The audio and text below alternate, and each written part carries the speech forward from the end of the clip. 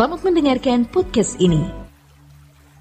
Satu hal yang banyak orang tidak menyadarinya, saudara. Tidak mengerti atau juga tidak mau mengerti. Bahwa kita sebagai manusia diciptakan Allah dengan keadaan kekal. Kalau kita berurusan dengan Allah yang kekal, kita harus memiliki cara pandang kekekalan. Memang sebelum zaman anugerah, ketika manusia belum hidup dalam pengharapan. Sebab Yesus belum mati di kayu salib. Tidak ada atau belum ada manusia yang memikul dosa. Semua manusia hidup tanpa pengharapan. Tetapi dengan kedatangan anak Allah yang menjadi manusia sama seperti kita, memikul dosa-dosa kita, maka manusia memiliki pengharapan. Terutama kita orang percaya yang dikatakan dalam 1 Petrus pasal 1 ayat 3 dan ke-4, bahwa kita memiliki hidup yang penuh pengharapan untuk menerima suatu bagian yang tidak dapat binasa, yang tidak dapat cemar, dan yang tidak dapat layu, yang tersimpan di surga. Jadi kalau kita berurusan atau berperkara dengan Allah, kita harus memiliki cara pandang, perspektif hidup, lensa hidup, lensa kekekalan, saudara. Jika tidak, maka tidak mungkin kita bisa memiliki hubungan interaksi yang ideal, karena pasti ada conflict of interest. Ada benturan interest, benturan kepentingan, saudara. Manusia pada mulanya diciptakan dalam keadaan kekal dan tetap akan kekal. Ditempatkan di bumi yang dirancang bukan untuk dibinasakan. Dan bumi ini mestinya menjadi surga kalau manusia tidak jatuh dalam dosa. Tetapi kejatuhan manusia ke dalam dosa membuat manusia hidup tanpa pengharapan. Jadi sebelum kedatangan Tuhan Yesus, sebelum zaman anugerah, orientasi hidup manusia pada umumnya itu pemenuhan kebutuhan jasmani. Umat Israel, umat pilihan Allah oleh darah daging atau dalam darah daging karena keturunan Abraham, berurusan dengan Elohim Yahweh, Allah yang benar, orientasinya itu pemenuhan kebutuhan jasmani. Dan itu bisa sangat dimengerti, saudaraku.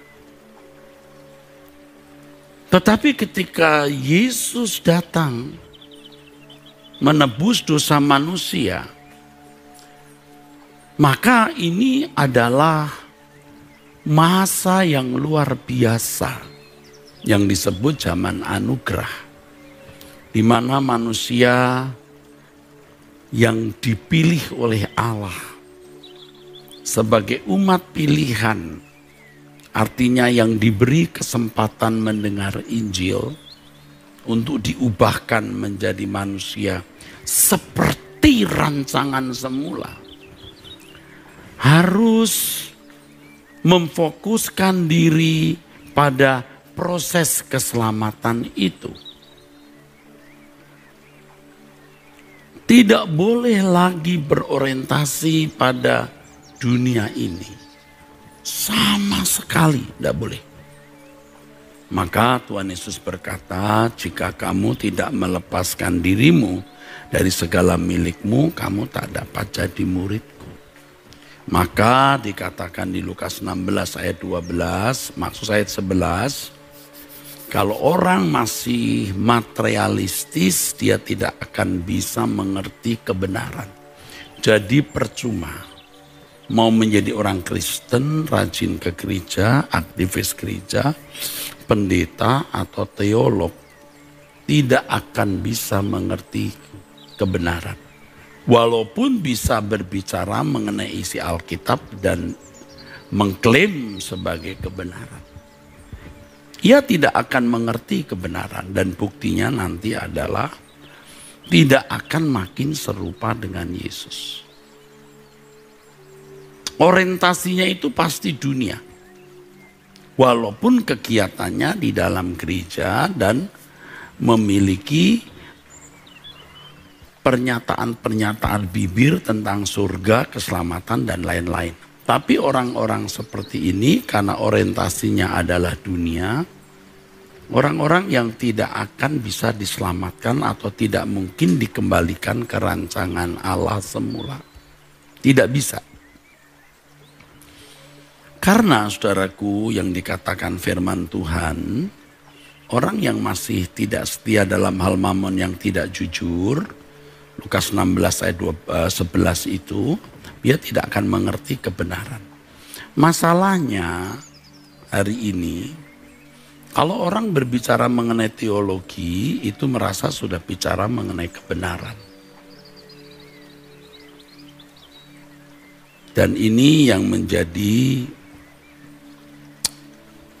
penyesatan bagi banyak orang. Itulah sebabnya saya mengajak saudara-saudara sidang jemaat Tuhan, jangan lagi bergantung kepada teolog atau pendeta. Walaupun mereka bisa kita dengar. Anda pun juga tidak harus percaya saya, tidak percaya saya juga tidak apa-apa. Tapi temui Tuhan sendiri. Kalau Tuhan itu hidup, Tuhan itu ada, Tuhan itu hadir. Temui, buktikan. Kalau Anda sampai tidak menemukan Tuhan, Anda boleh berkata Tuhan bohong. Tuhan memang tidak ada. Percuma, lalu Anda boleh buang Alkitab. Nah, berapa kali saya katakan, kalau saudara bisa merasakan kehadiran setan, dan setan itu memang makhluk real ya saudara, Allah pasti ada. Walaupun Allah roh adanya, bisa dibuktikan kehadirannya.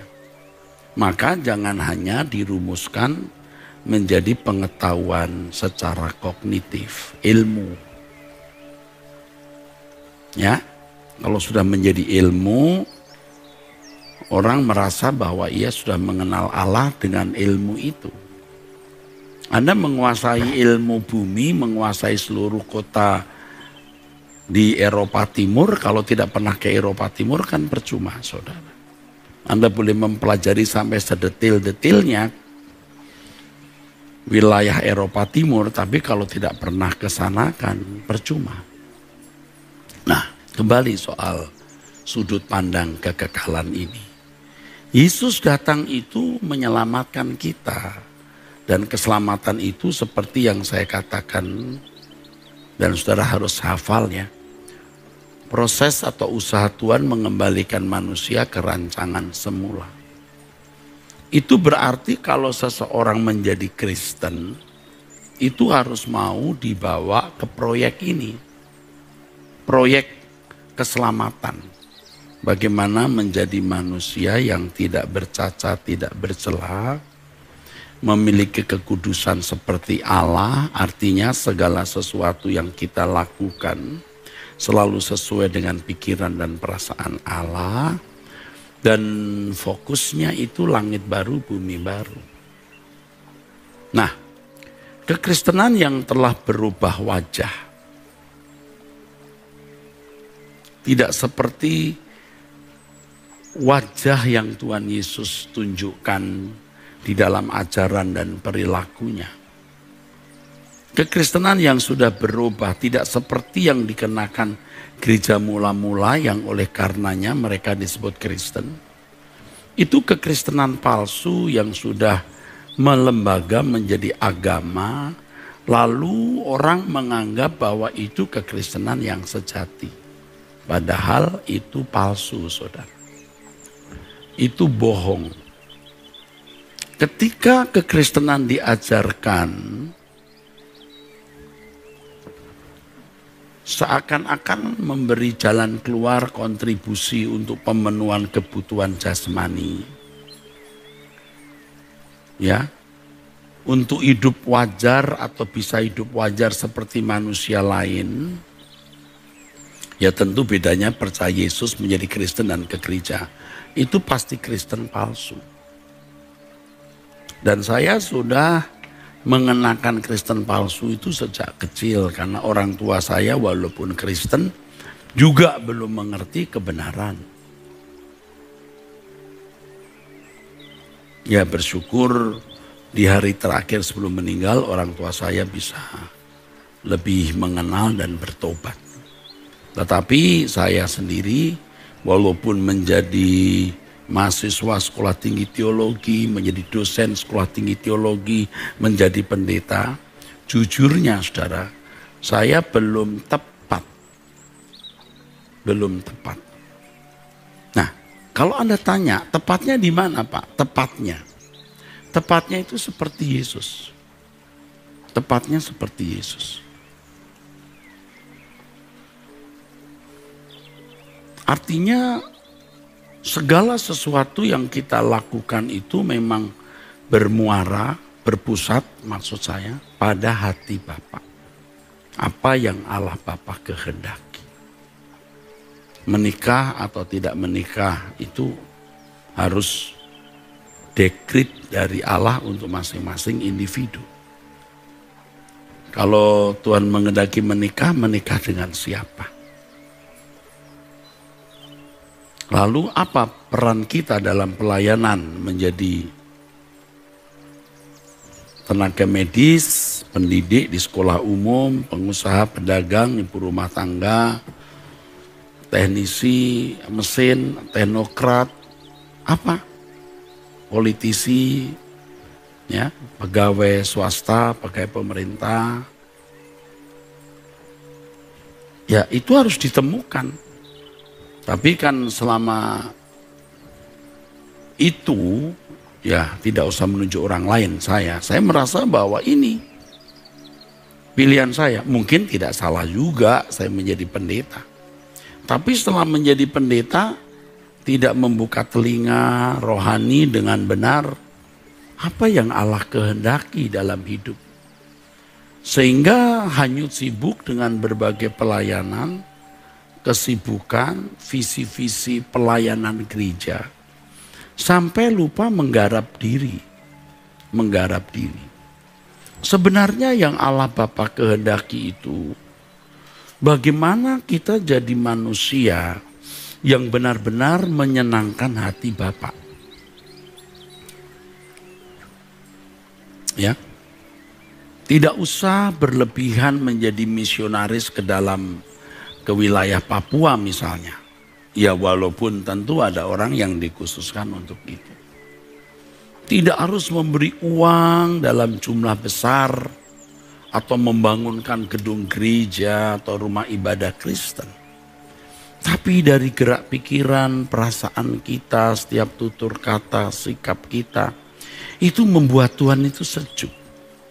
Membuat Tuhan itu senang. Membuat Tuhan itu nyaman. Itu dulu saudara. Nah itu yang kita lupa. Itu yang, ya enggak usah sebut orang lain, saya lupa. Wah kalau bicara tentang Tuhan, berteologi, bagus, tulis buku, bagus, pimpin puji-pujian bisa, nyanyi bisa. Tetapi apakah kita benar-benar menyukakan hati Bapa? Sebab keselamatan itu simpel tapi sulit sekali. Bagaimana menjadi manusia yang berkodrat ilahi. Dari manusia yang berkodrat dosa bukan hanya menjadi baik tapi berkodrat ilahi. Kalau berkodrat ilahi itu artinya dalam segala hal yang kita lakukan itu seirama dengan Allah Bapa. Ingat ya, enggak usah muluk-muluk jadi pendeta atau ketua sinode ya.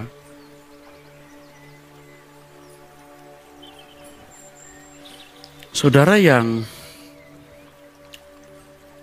mungkin dilihat dari ekonomi adalah orang miskin atau lemah. Anda tidak punya rumah, pekerjaan juga tidak tetap. Itu bukan masalah sama sekali. Karena tidak menutup kemungkinan saudara bisa menyenangkan hati Allah. Justru di situasi seperti itu saudara bisa belajar. Setiap kata ucapan kita ya itu berkenan di hadapan Allah.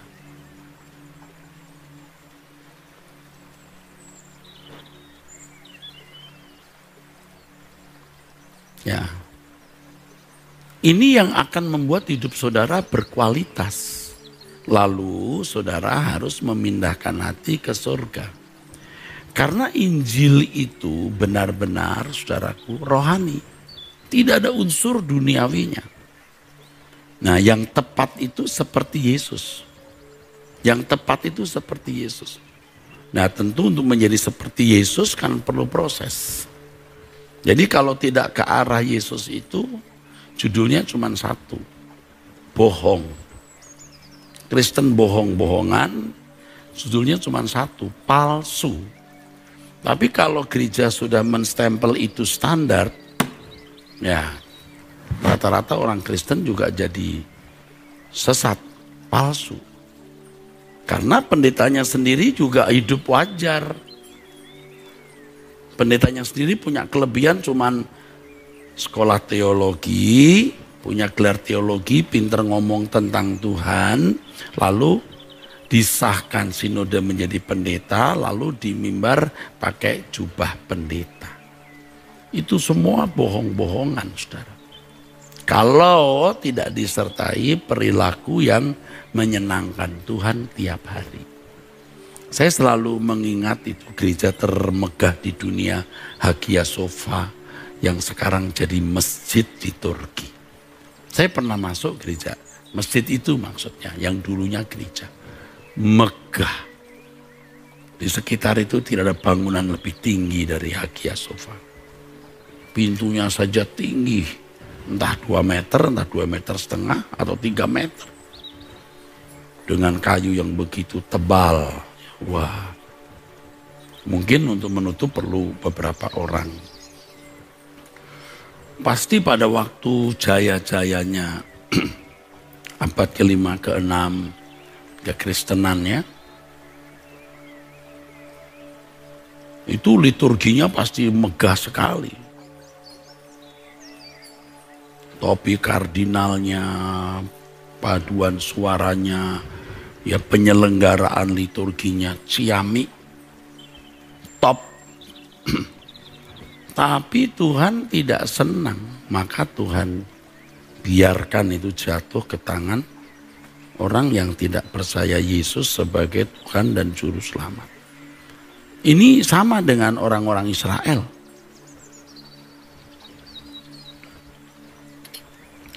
Bait Allah itu ada tabut perjanjian.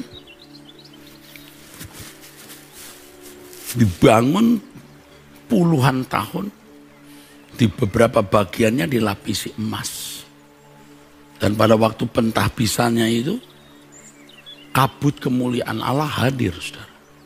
Benar-benar Allah mengakui itu pusat pertemuan umat pilihan menyembah Allah Yahweh.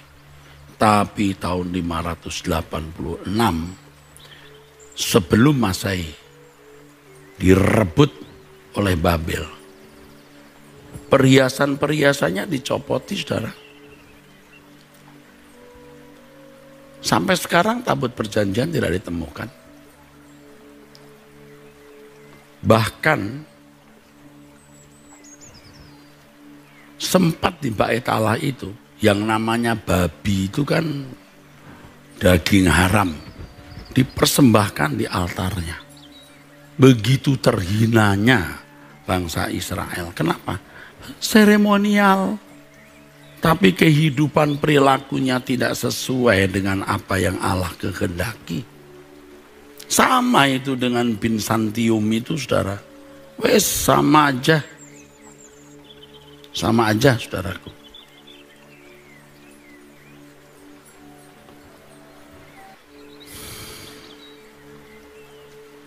Nanti sama dengan gereja-gereja yang sekarang jadi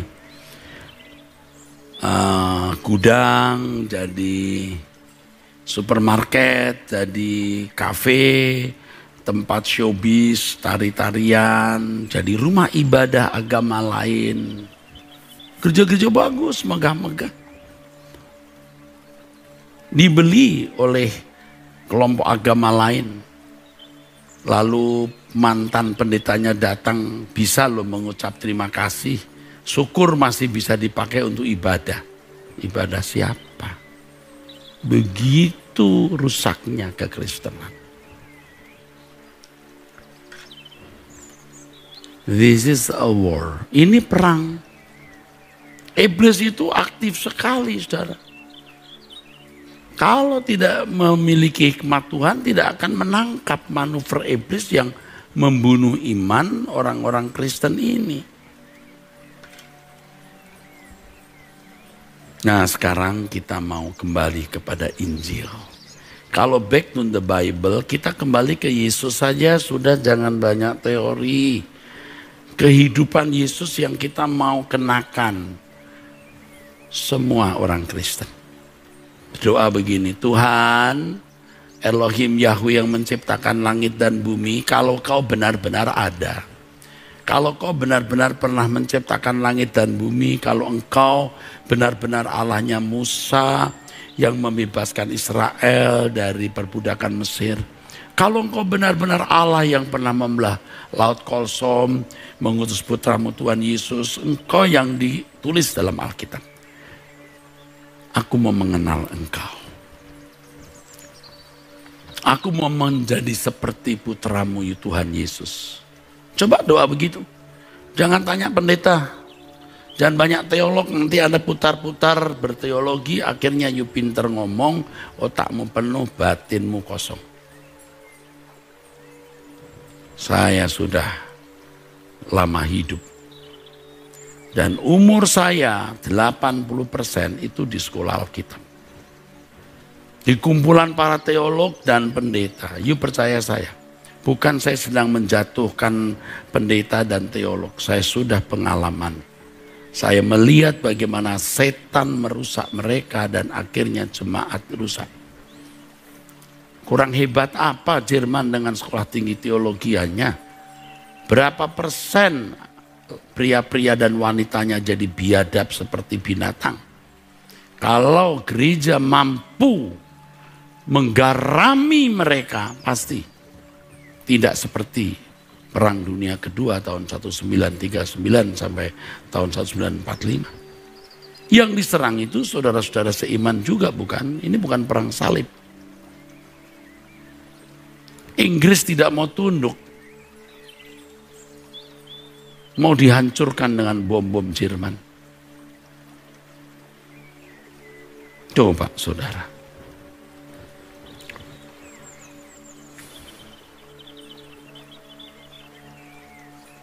Jadi kita sekarang harus kembali ke Injil yang benar. Back to the Bible, return to the Bible.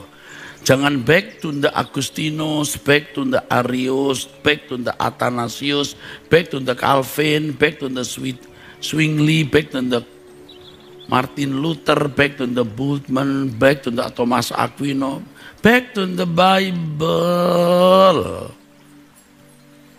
Jangan kembali ke Alkitab lalu yang kau sebut tokoh-tokoh teologi.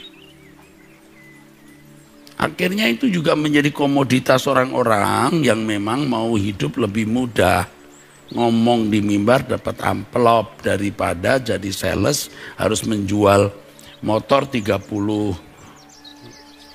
motor atau 5 mobil baru dapat gaji. Enak khotbah, sekali khotbah 1 jam bisa buat makan 1 minggu, kalau bisa 1 bulan. Maka profesi pendeta jadi profesi yang menggiurkan. Maka lahirlah orang-orang yang jadi petualang, anak kampung mana gitu, diberi biaya gratis sekolah teologi, diempanin makanan, disekolahkan, lalu jadi petualang-petualang begitu. Setelah 3, 4, 5, 10 tahun jadi intelek, jadi orang kota, pinter ngomong. Tapi hatinya masih kampungan. Loh, tapi akhirnya membuka STTE juga begitu, iya. Makanya saya tiap minggu selalu bertemu dengan mahasiswa-mahasiswa ini. Untuk apa? Saya mengingatkan, memang kamu anak kampung, saya bilang. Tapi jangan jadi kampungan. Tentu tidak semua mahasiswa STTE dari kampung, banyak yang dari kota. Tetapi orang kota yang kampungan juga tidak sedikit, saudaraku. Kalau sudah sekolah teologi itu kan, kalau ibarat pasukan itu mesti berperang di gugus depan, saudara. Ya. Kalau masa perang misalnya, jemaat ngopi-ngopi, sementara saya rakyat jelata ngopi-ngopi bisa dimengerti. Kalau pada masa perang lalu perwiranya ngopi-ngopi, tidur-tiduran, karaoke-karaokean kan kurang ajar. Ini masa perang. Orang-orang yang pernah sekolah teologi, orang yang mengaku jadi hamba Tuhan, harus sudah meninggalkan semua kesenangan hidup. Fokus saja yuk kepada penyelamatan jiwa-jiwa. Dan itu dimulai dari pembenahan diri. Yang saya sering katakan tiarap itu, tiarap. Nah, sekarang kembali kepada saudara semua. Kita kembali ke Alkitab, itu kembali kepada kehidupan Yesus. Jadi saudara buktikan kalau Allah itu ada, bukan apa kata pendeta, kata teolog, kata buku. Saudara nanti kalau mati, saudara kan tidak boleh hanya yakin Allah itu ada. Anda harus mengalami Allah itu ada. Memang percaya dulu walau tidak melihat.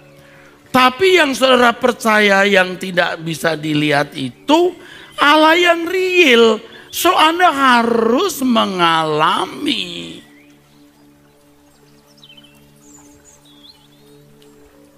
Anda harus mengalami. Kalau tidak watak Anda nggak akan berubah. Percaya deh. Kita akan dengan berani, saudaraku. Kita akan dengan berani, saudara, berbuat dosa, ngomongin orang di belakang. Kita tidak suci dalam pikiran dan perkataan. Akan berani. Tapi kalau kita mencari Allah, mau membuktikan Allah itu ada, kita jadi takut mau berbuat salah itu. Takut yang kudus.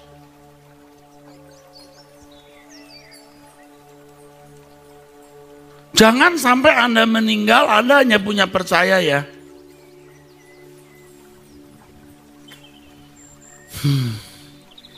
Percaya Tuhan ada. Percaya Yesus Juru Selamat. Percaya karya keselamatan menyelamatkan. Itu mah fantasi. Yang benar Anda betul-betul bertemu Yesus. Yang berkata, aku menyertai kamu sampai kesudahan zaman. Saya ini kan hanya mentor sementara, saudaraku. Tujuannya itu Anda ketemu Tuhan Yesus. Setelah saudara ketemu Tuhan Yesus, mengenal dia, you tidak perlu kenal saya lagi. Maka saya jangan dikultuskan. Ngomong ini tulus nih, saudaraku, karena saya mau mati. Jelas. Tadi pagi doa pagi jam 5 kurang seperempat saya sudah mulai.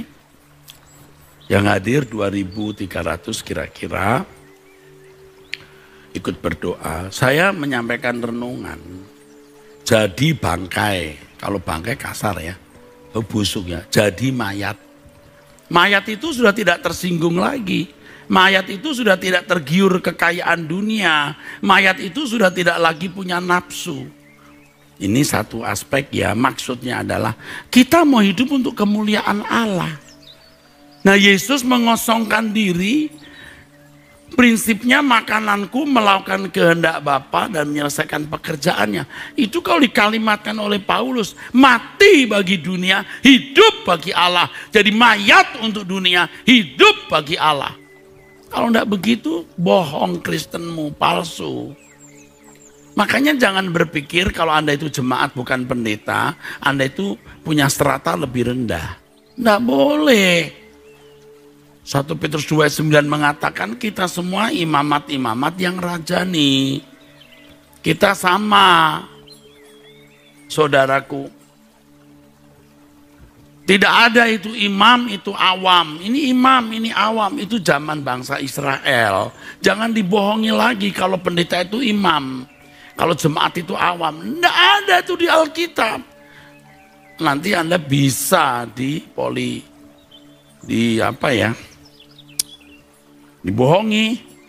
dimanipulasi, agama dipolitisir untuk kepentingan tokoh-tokoh yang disebut imam-imam itu. Jadi saudara, jangan minder. Pak Pendeta, saya hanya jemaat biasa, saya nggak ngerti apa-apa tentang teologi.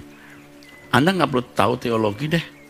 Tapi Anda harus ketemu Tuhan yang punya, yang menjadi ujung, tujuan, isi teologi itu. Orang punya teologi nggak ketemu Tuhan, lihat kelakuannya.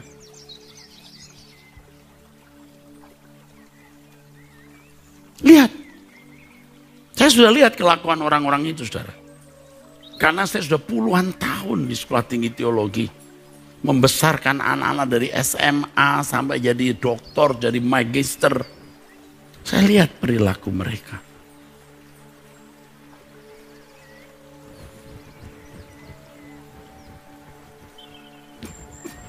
Pak Pendeta, saya tidak bisa teologi. Tidak perlu kalau perlu. Tidak perlu. Jika bisa, bagus belajar teologi yang benar. Tapi sekarang sudah zamannya saudara menemukan Tuhan, bertemu Tuhan langsung. Nanti saudara akan diajar bagaimana tidak mencintai dunia, walaupun punya harta kekayaan Anda tidak terikat. Walaupun punya kesempatan berdosa tidak melakukan dosa. Walaupun dijahati tidak membalas kejahatan dengan kejahatan. Anda bisa berprinsip, bisa hidup tanpa siapa-siapa, tanpa apa-apa. Tapi tidak bisa hidup tanpa Allah. Ya.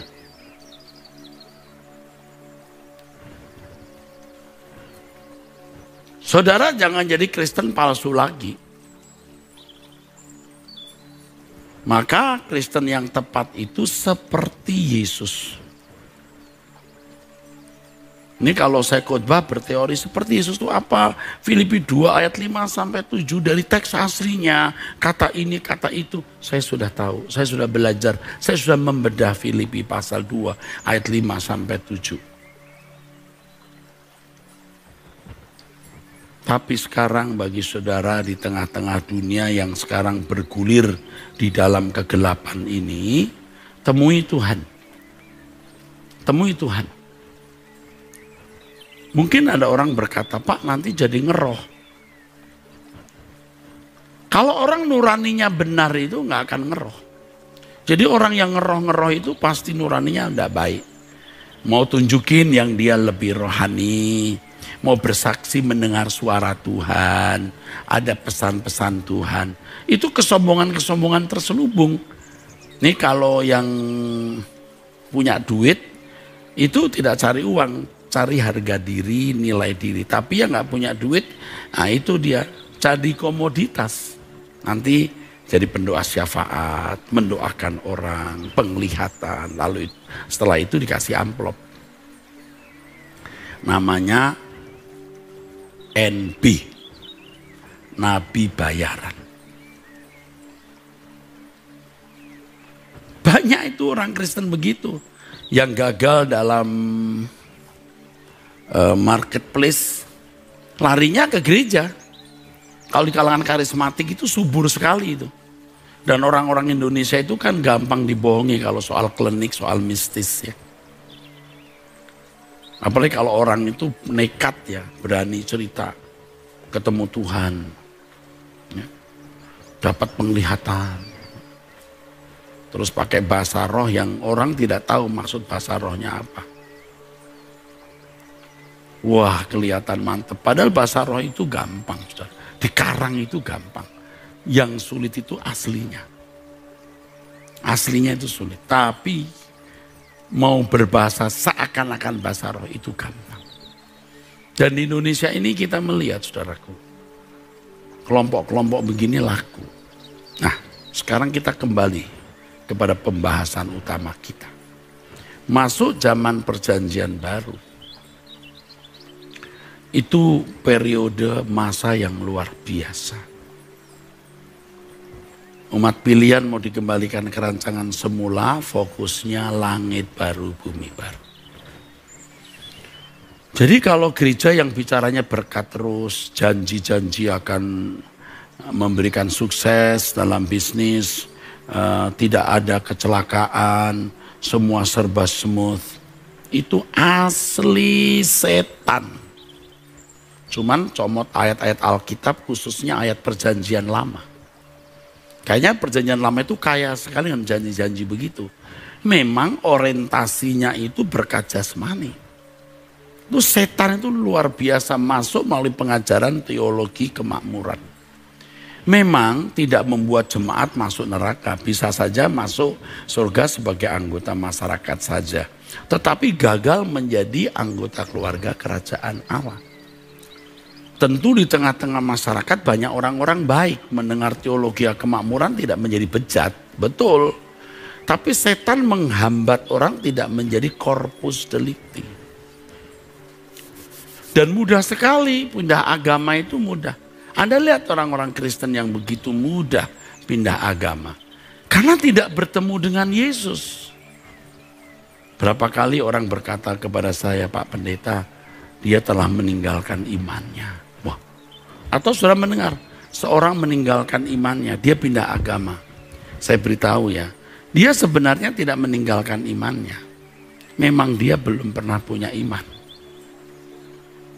Kalau orang benar-benar memiliki iman, iman itu kan bukan hanya pengakuan di mulut Yesus Tuhan dan Juru Selamat. Iman itu kan bukan hanya pengakuan Allah itu ada. Iman itu penurutan terhadap kehendak Allah. Kehendak Allah bukan kehendak melalui hukum atau diwakili hukum. Kehendak Allah di dalam pikiran perasaan Allah. Maka harus baru punya iman. Baru punya iman. Kalau belum sampai krek dengan Allah, dia belum pernah ketemu Allah, dia tidak punya iman. Orang yang punya iman tahu dia nikah atau tidak nikah. Kalau nikah, nikah dengan siapa? Kerja apa yang Allah kehendaki. Dalam ketepatan. Kalau hanya melakukan hukum, belumlah disebut iman. Itu agama Yahudi. Agama pada umumnya. Agama samawi. Seperti agama Yahudi.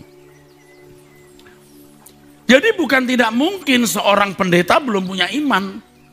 Belum. Dia belum mengerti apa yang Allah kehendaki dalam hidupnya secara spesifik. Tetapi karena sudah sesat begitu lama selama berabad-abad. Sehingga jadi standar umum.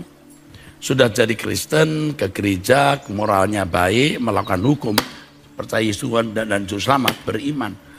Abraham dikatakan beriman karena melakukan kehendak Bapa loh. Bukan karena melakukan hukum, belum ada hukum. Apapun yang Allah perintahkan, dia lakukan. Walaupun itu perintah yang paling konyol, harus menyembelih anaknya Ishak, dia lakukan. Nah sekarang kita disuruh Tuhan apa? Secara spesifik sesuai dengan pergumulan hidup masing-masing.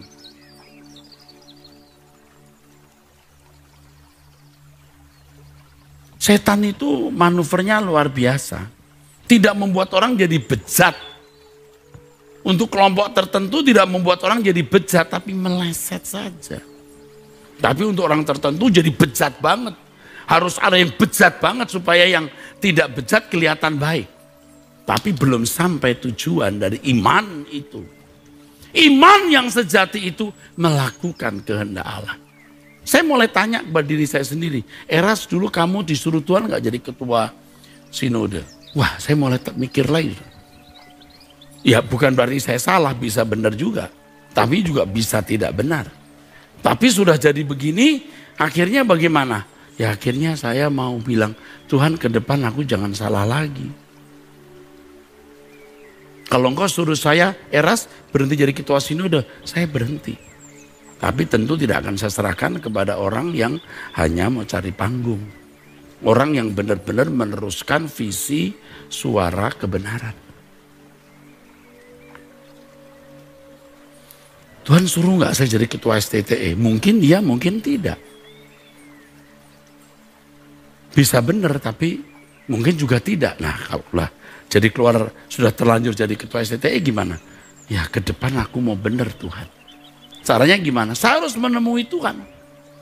Jadi mengapa tiap pagi jam 5 kita berdoa? Sebelum jam 5 saya sudah berdoa. Kadang-kadang jam 1 paginya saya masih belum tidur, saya sudah jam 12 saya sudah masih berlutut. What must I do? Dear Lord.